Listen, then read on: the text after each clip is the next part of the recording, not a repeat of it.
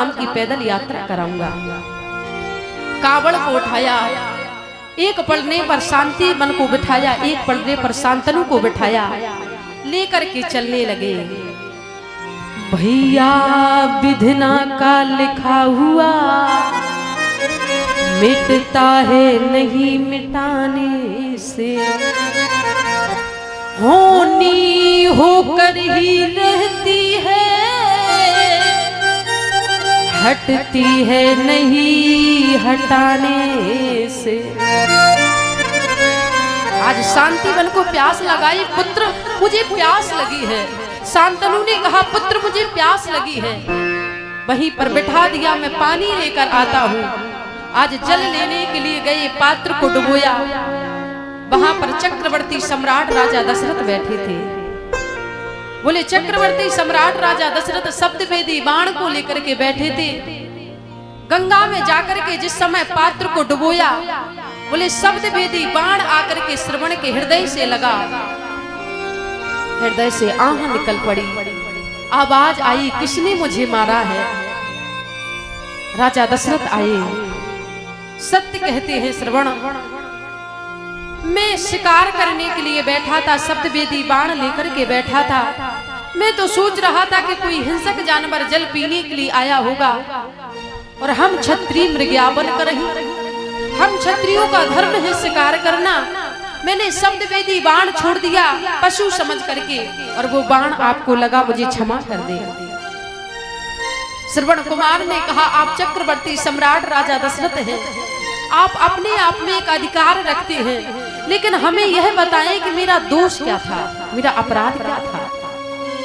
राजा दशरथ ने फिर कहा श्रवण सत्य कहते हैं, हम जान ही नहीं पाए कि कोई मानव है, हम तो समझे कि कोई हिंसक जानवर है और बाण को छोड़ दिया। श्रवण ने कहा महाराज जो हुआ सो हुआ, मेरे माँ बाप प्यासे हैं, मेरी अंतिम इच्छा पूर्ण कर दो, मेरे प्यासे माँ बाप को जल पिला दो। ध्यान रखना, भले राम जी प्रातः काल उठ के रघुनाथा मात पिता गुरु नावे माता, भले यह सब करते हो, लेकिन आज यदि माता पितृ भक्ति में सबसे पहला नाम आता है तो राम का नाम पीछे हो जाता है, श्रवण कुमार का पहले आ जाता है। यदि पूछा जाए कि पुत्र कैसा होना चाहिए तो कहते हैं पुत्र हो तो श्रवण कुमार के जैसा हो। रोते हुए कहा मेरे माँ बाप प्यासे हैं, मेरी अंतिम इच्छा पूर्ण कर दो, उन्हें जल पिला दो। याद रखना जब तक मेरे माँ बाप जल ना पी लें तब तक उन्हें यह मत बताना कि तुम्हारे पुत्र ने प्राणों का त्याग कर दिया है, वरना प्यासे मर जाएंगे, जल का पान नहीं करेंगे। आज श्रवण कुमार आए, कांपते हुए हाथों से जल का पात्र दिया। शांतिवन ने कहा पुत्र श्रवण आ गए, कोई जवाब नहीं मिला। बेटा श्रवण आ गए, कोई जवाब नहीं मिला। वत्स श्रवण बोलते क्यों नहीं? शांतनु ने कहा मैंने तपती हुई कड़कती धूप में भेज दिया, मुझे लगता है मेरा पुत्र मुझसे रुष्ट हो गया है, मेरा पुत्र मुझसे क्रोधित, मुझसे नाराज हो गया है, इसलिए कुछ कहता क्यों नहीं? शांतिवन ने कहा तेरी माँ तुझसे बात कर रही है, श्रवण कुछ तो बोल, मुंह को खोल। आज कांपती हुई आवाज से राजा दशरथ ने कहा माँ जल का पान कर लीजिए। शांतिवन ने कहा मेरे पुत्र श्रवण की आवाज नहीं है, तुम कौन हो? मेरा पुत्र श्रवण कहाँ गया है? राजा दशरथ ने कहा माँ पहले जल पान कर लो, मैं जल बाद में पीऊंगी, पहले यह बताओ मेरा पुत्र श्रवण कहाँ गया?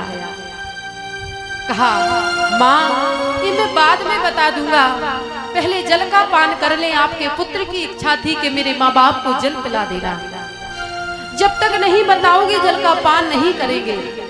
चक्रवर्ती सम्राट राजा दशरथ ने रोते हुए कहा माँ मैं शिकार करने के लिए बैठा था, मैंने शब्दवेदी बाण छोड़ा, तुम्हारे पुत्र के हृदय से लगा और तुम्हारा पुत्र भगवान को प्यारा हो गया,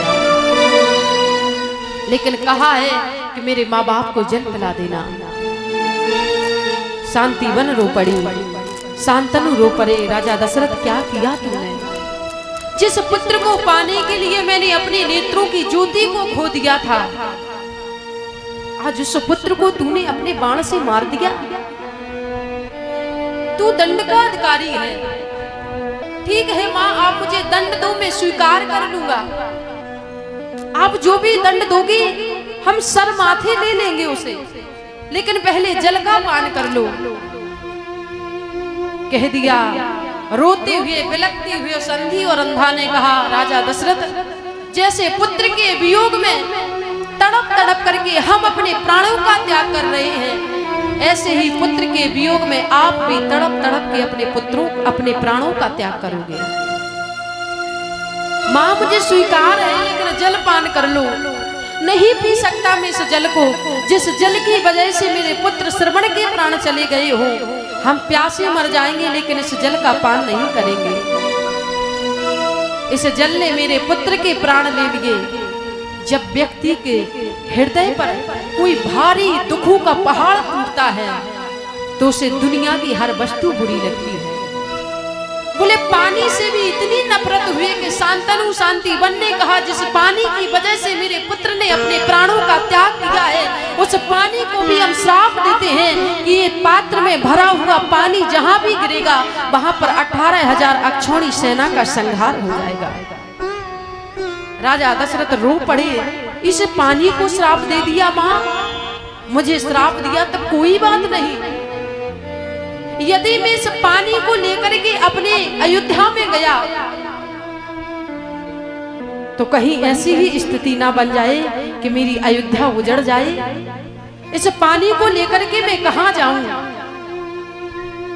आज चक्रवर्ती सम्राट राजा दशरथ के नेत्रों में भी आंसू हैं। महाराज इस समय बड़ा बलवान होता है, समय ने किसी को नहीं छोड़ा। समय ने शांतनु शांतिवन को रुला दिया, समय ने श्रवण कुमार को रुला दिया, समय ने राजा दशरथ को रुला दिया, समय ने मेरे राम को रुला दिया। बोले समय बड़ा बलवान है, समय किसी को नहीं छोड़ता है। आज चक्रवर्ती सम्राट राजा दशरथ सोच रहे हैं पानी लेकर के हम कहां जाएं, और आज कांपते हुए हाथों से उस जल का पात्र लेकर के गए। बोले कुरुक्षेत्र का मैदान दिखा, यहाँ पर कुछ नहीं है, क्यों ना इस पानी को यहाँ पर गिरा दे।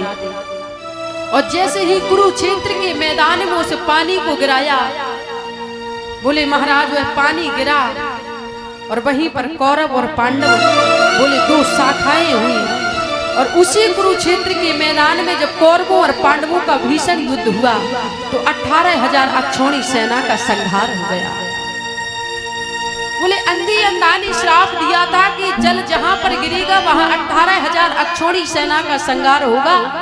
और जब यह पानी कुरुक्षेत्र में गिरा, बोले महाराज कौरवों और पांडवों का युद्ध हुआ, तो 18,000 अक्षौणी सेना का संहार हो गया। आज बोले 99 भाई मारे गए। दुर्योधन ने भी जब युद्ध किया, तो भीम भैया की विशाल गदा ने बोले दुर्योधन की जंघा को भी तोड़ दिया। आज दुर्योधन रणभूमि में पड़ा है, बोले अपने हाथों से गीदड़ों को भगा रहा है।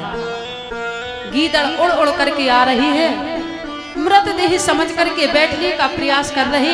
दुर्योधन अपने हाथों से भगा भगा करके हताश हो रहा है। याद रखना,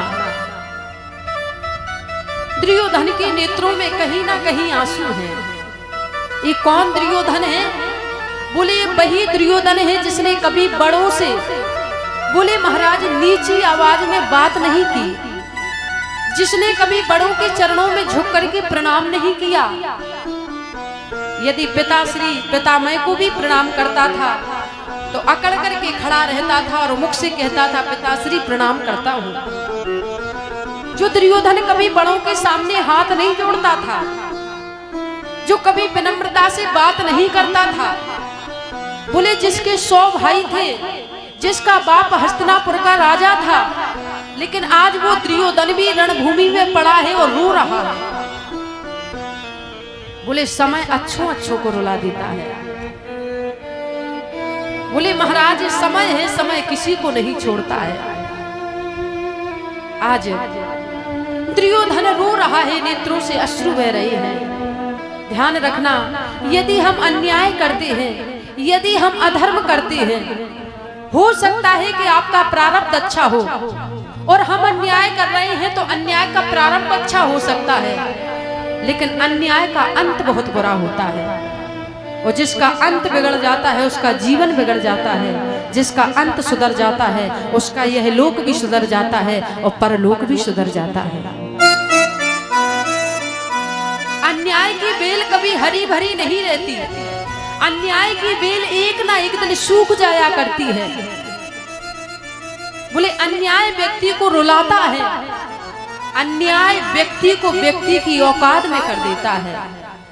जब तक आपका प्रारब्ध अच्छा है आपको लगेगा मैं अच्छा कर रहा हूं, लेकिन जब प्रारब्ध खत्म होगा और प्रकृति जब बदला लेगी, तो बोले महाराज प्रकृति जब बदला लेती है तो सारे संसार को सुनाई देता है। प्रकृति किसी को नहीं छोड़ती, इस संसार परिवर्तनशील है, इसका नियम है सुबह है तो शाम होगी, रात है तो दिन होगा।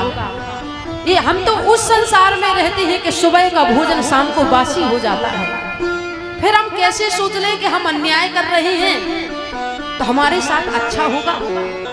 नहीं महाराज, यदि अन्याय आप कर रहे हो, अधर्म के मार्ग पर चल रहे हो, जिस समय प्रकृति आपसे बदला लेगी सारे संसार को सुनाई देगा। इसलिए भगवान से जुड़े रहो, अच्छे कर्म करते रहो। यदि हम किसी के घर में काम करते हैं तो बोले साधारण व्यक्ति भी हमें मजदूरी देता है। यदि किसी का हम नौकर बनकर के ईमानदारी से रहें तो मालिक भी उस नौकर पर इतना विश्वास करता है कि ईमानदार नौकर है और उसे अपने पास रखना चाहता है।